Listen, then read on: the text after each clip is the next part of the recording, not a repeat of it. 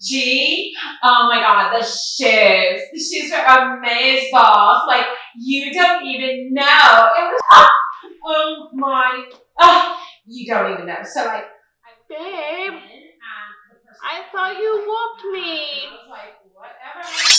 And I went back and I found this amazing.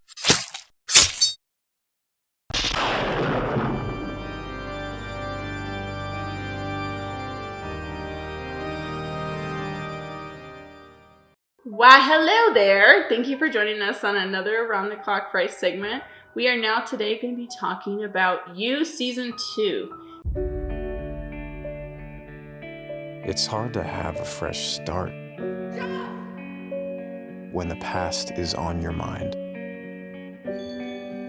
Candace. I think we have some unfinished business to talk about. But it's a new me. So we briefly talked about the first season. Now we're going into the second season. I am again here with my husband, Vincent. And we are going to be talking about You. You was actually one of my... You? Me? But You is actually one of my favorite Netflix original films right now. Totally excited about the season 3, but you'll see why once we are done. So season 2 pretty much picks up after season 1, where pretty much Joe Goldberg, he is in his store, and who comes in this store to see Joe? Bunny. But yes, Joe's ex-girlfriend before Guinevere Beck was Candace. She comes in, which, you know, throughout the whole season you thought she was dead, but I wish she stayed dead. yeah, I know. But lo and behold, she was not dead. So she comes in, tells Joe that there is some unfinished business that they need to talk about, and that was it. So season 2 picks up pretty much where they're sitting in a diner, and he's just looking freaking like a ghost, like pretty much like he's staring at a ghost. She's just literally sitting there like nothing happened, like she almost didn't get murdered by this man. And well, there you go. It pretty much picks up there. Then it goes into where pretty much Joe is now starting his new life in a new state. He changes his identity. We have a lot of really interesting plots that come up. And as you heard us say in the last season, his love interest dies. So now he's got to find a new love interest. So Didn't take him long. right. So yes, that is, you know, there's a lot of twists and turns, but we'll get a little bit more into that. So there is some spoilers. So if you haven't seen season 2, I definitely recommend going to see it and then come and watch. Or if you don't care, then watch. But yeah, here we go. So Vincent, what did you think of season 2 of You? I thought it was actually more interesting and intriguing than the first one, believe it or not. Okay. We obviously have a different perception on that because... Well, I mean, I say it just because there was more...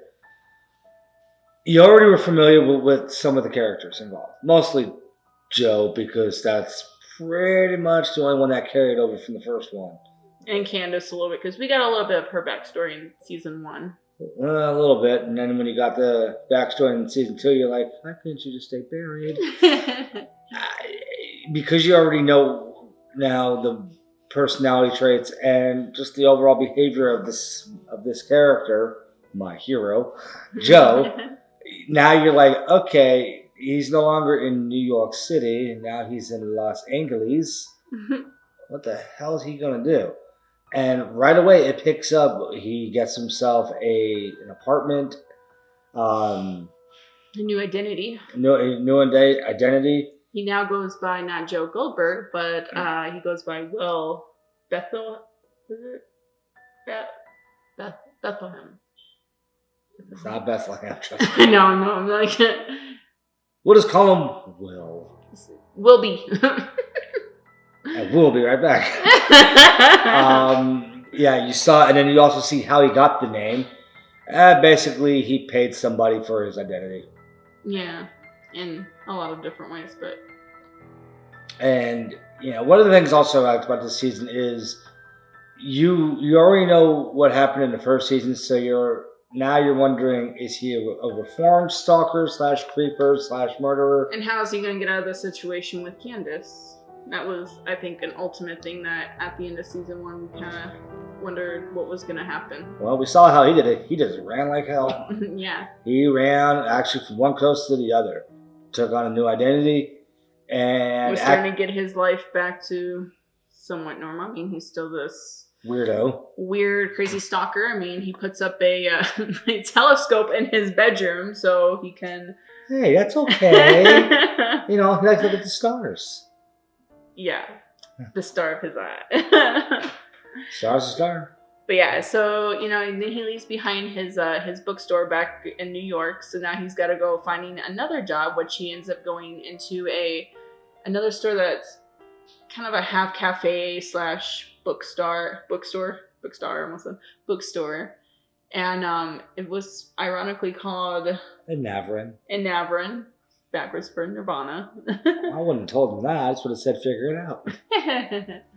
But yeah. So he goes in there and he pretty much, is working under the pseudonym of Wilby. Wilby. And this is where he meets his new love interest. As he's leaving his job interview, he's going through the store and he meets this girl that he's just sitting here, obviously going through his old why hello, and he's following her through the store until we get a twist where she realizes he's stalking her because she turns around out of nowhere and asks the greatest question of all time. Does this peach look like a butt? And he's just stumped oh shoot, she caught me and I didn't realize that. And why is she asking me about a butt? Yeah, so. And he gave the wrong answer. He said no. He's like, no. But yeah, so that's pretty much how their connection starts. And then we meet some other characters, like in his apartment complex, we meet his landlord / friend for now. What's her name? Delilah. And her younger 15-year-old sister, Ellie. Yeah. So we meet them, and then we meet some other people, we have Love's older or younger brother? Younger brother, I think. Twin. But I'm just thinking of the minutes, but... Nobody cares about the minutes. A twin's a twin. But yeah, her twin brother, 40. And then we get introduced to pretty much a whole set of new people besides, I think Joe and Candace were the only ones that carried over from the first season. Because now, unfortunately, we don't have Beck.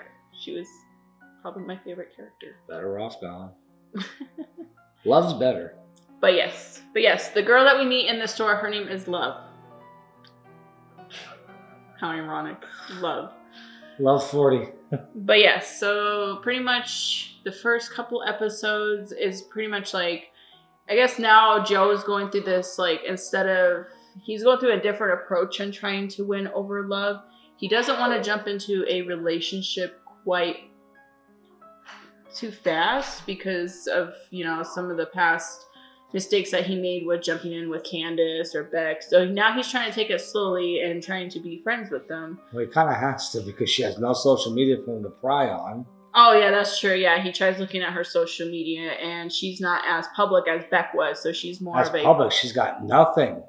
She had no Instagram, no Twitter, no Facebook. She did. She just had it all on private, if you remember in the... Oh, yeah, and he's like, what the hell? Yeah, so then he had to go through and he had to pretty much go from not having social media to making a social media so he could stalk her pretty much.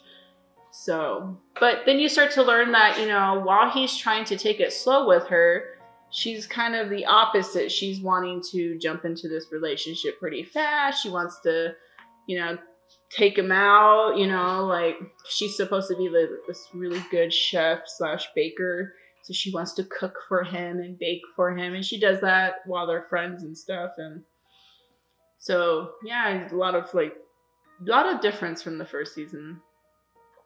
So, Well, I think there was also a good build in character in terms of in the first season you got introduced to a character, and there wasn't much an explanation of why are they the way they are and how do they fit in with this, and like the whole question of like what the hell. It's in this season. It's more so you right away you get a good chunk of their backstory as to why are they the way they are, and mostly just overall I think in this season the character development and everything it fit better. it did, yeah. And it kind of flowed a lot easier. But then you also have Joe going through some obstacles too, because, just in, I believe it was the first or second episode, because you do get introduced to the person he steals the identity from. And it was Will Bettelheim. But yes, you meet the character that's actually Will Bettelheim. He meets up with him and I guess they're talking about, pretty much, Joe starting over with a new identity, but little did he know that he was actually going to just steal his identity. And he locks him up in now that he's in Los Angeles, he has to make his own box now in a little storage unit. So he pretty much has to do that. So he locks him up in his new glass box in his storage unit.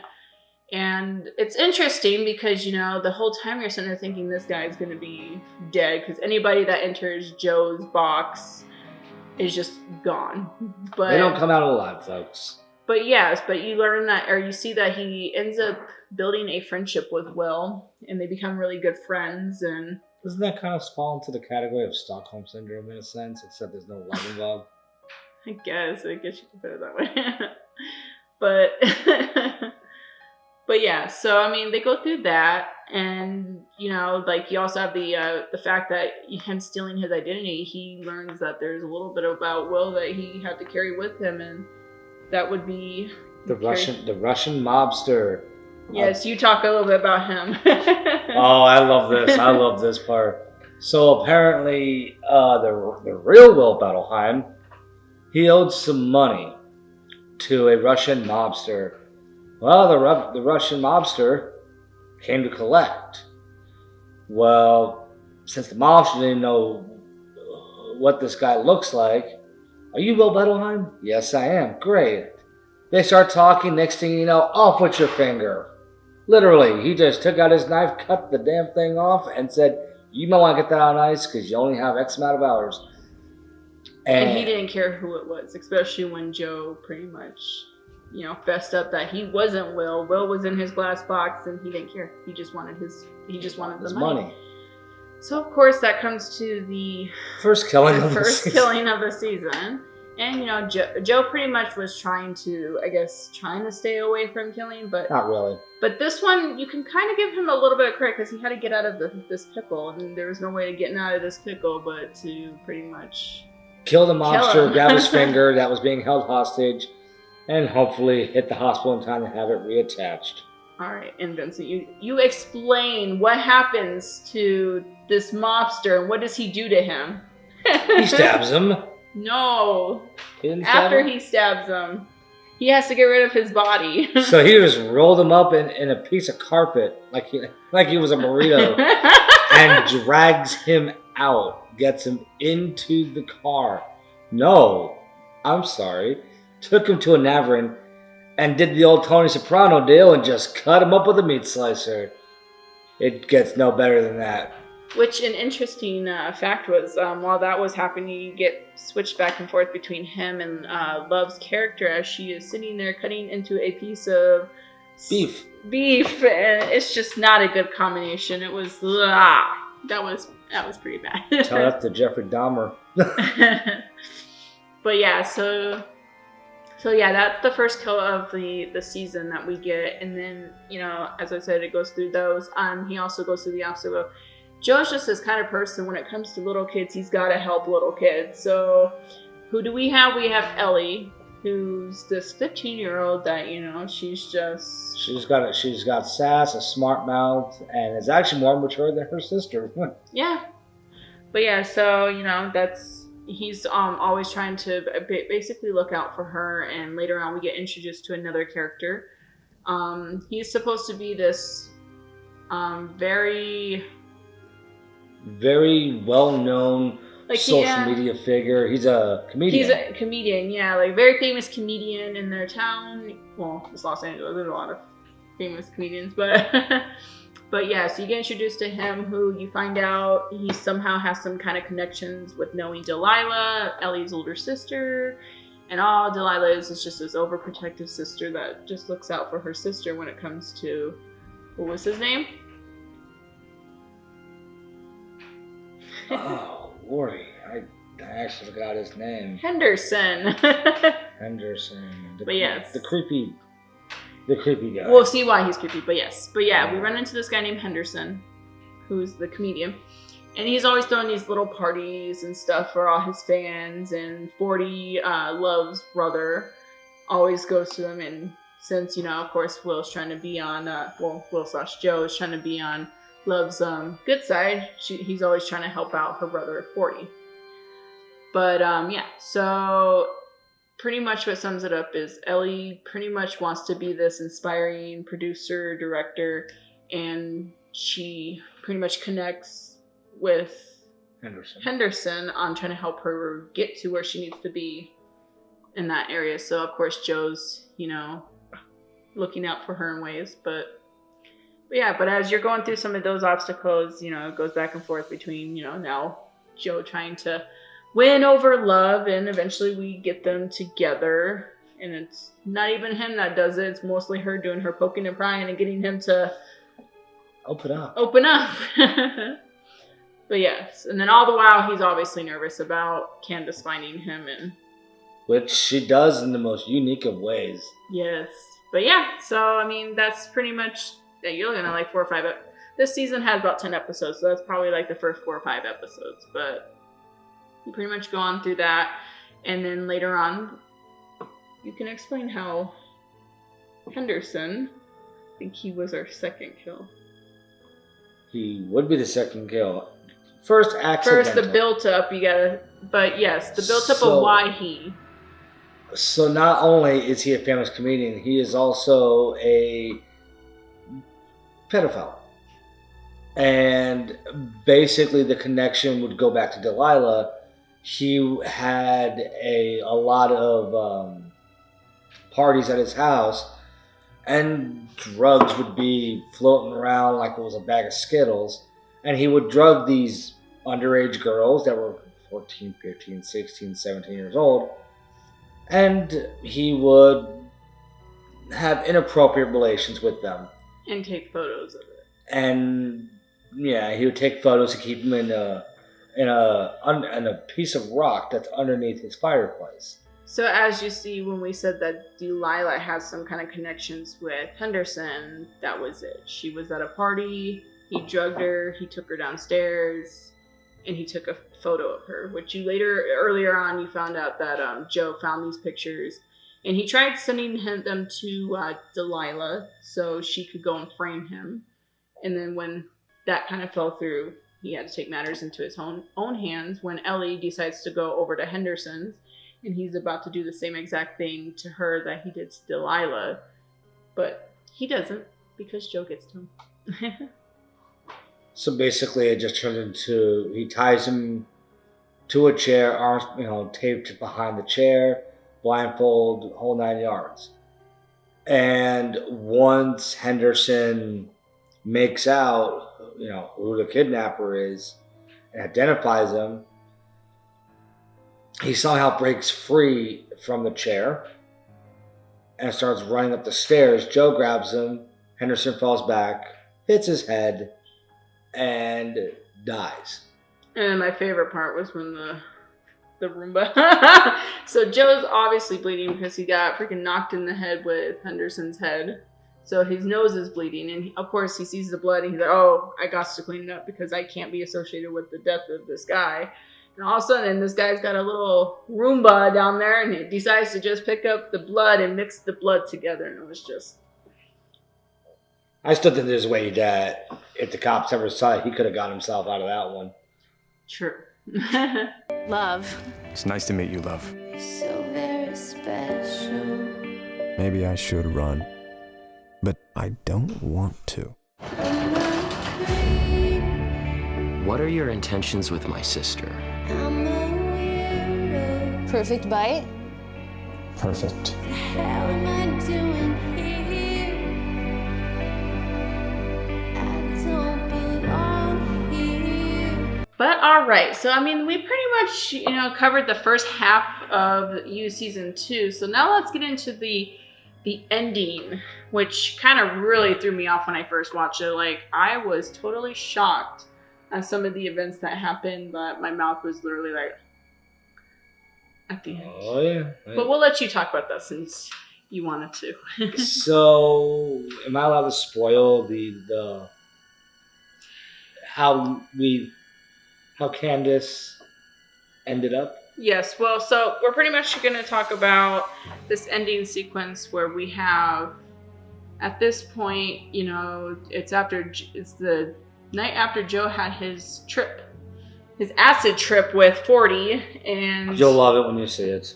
And he pretty much, at this point has Delilah locked in his box because she had figured out some things about him.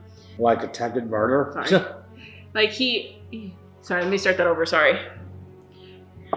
But yeah, she pretty much found out some things about Joe that, that she shouldn't have, and started sniffing around for some evidence. And, well, she found his glass box and Wound up in it.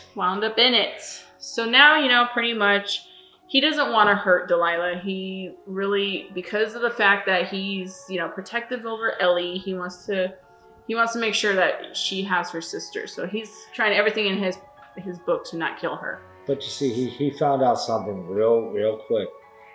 When he had Will in the box earlier, he let Will go. And Will never ran his mouth or snitched about it. Yeah. Will just went on his little way. So he literally used what he was going to do with Joe by changing his identity and moving to, I can't remember where it was. The Philippines with his girlfriend. So he thought, well, it worked once. I don't want to hurt this one. So maybe it'll work again. And you find out not the case, because when he gets off his acid trip, he goes back to the storage locker to let her out and to find out she got gutted like a stuffed pig. And he's trying to now figure out if it was him. Did he do it or did someone else do it? And that was one thing that he feared while he was on his acid trip, that he might do something regretful. Something stupid and regretful, and well, now he thinks that her blood is in his hands, literally, But then when he's trying to figure it out and deduce it, first Love shows up, and she's just mortified by what she sees, and then Candace comes in, because Candace has to be up in everybody's business. Sees it and says, I told you. And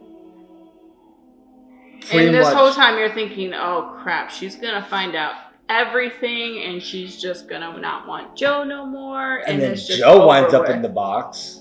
So Joe ends up in the box with Delilah's rotting corpse. And Candace runs out. Love runs out. Yeah, so Candace tries to go and talk to her. And confront her. And or comfort her. Comfort her. And then the greatest thing happened. In the trash can where Love was, as Candace is trying to talk to her, she grabs a piece of the glass and cuts her right in the throat and did what Joe couldn't do and got her good, killed her. And then that's where all of our mouths drop, like, what the heck did we just get ourselves into? So now, when we thought Love was this sweet, innocent girl that Joe just happened to pick randomly and wanted to stalk, you find out that Joe found his match, and that was somebody just as crazy and sick and psychotic as him. I think one of the best parts, though, is when he comes to that realization, wait a minute, you just killed my ex-girlfriend. Well, one of my ex-girlfriends. Now he's acting all shocked, like, how could you do such a thing? All the while, that's what he's good at. Yeah, so pretty much he didn't like the fact that the tables was turned on him and that he did find his match. So that pretty much ends the second Well, season. not quite, because Do you want to spoil it? yeah, we're not going to spoil this part, because this part we want you guys to see personally. But, you know, pretty much the way this show ends, it kind of throws you off, because you'll think, You think you have all the answers, and then it's like, but you don't. you got nothing. Because all the while, in the last scene, I will spoil this, he finds himself another one to keep his eye on, and he has interest in. You don't see her face You just see her reading a book. on a lawn chair in a backyard. That's all you see. In a hat. You know, she's wearing a hat. But yes. So that's how it ends. You just hear him say, "Hello, neighbor." That's it. Sorry. Anyways. But yes, you hear him say, "Hello, neighbor," and that's it. It cuts to black. You're so very special. I wish I was special. But I'm a creep.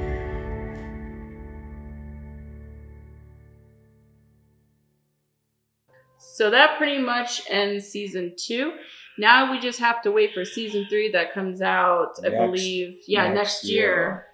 So that is one cliffhanger that's got me just wanting to see what happens next in season 3. This cliffhanger actually beats the "Who Shot JR" cliffhanger. Right. But yes, this was our review on You Season 2. This show was quite interesting to watch. I've actually watched it twice now. And I'm just waiting for the season 3. Anything else that you have to say? I wolf you.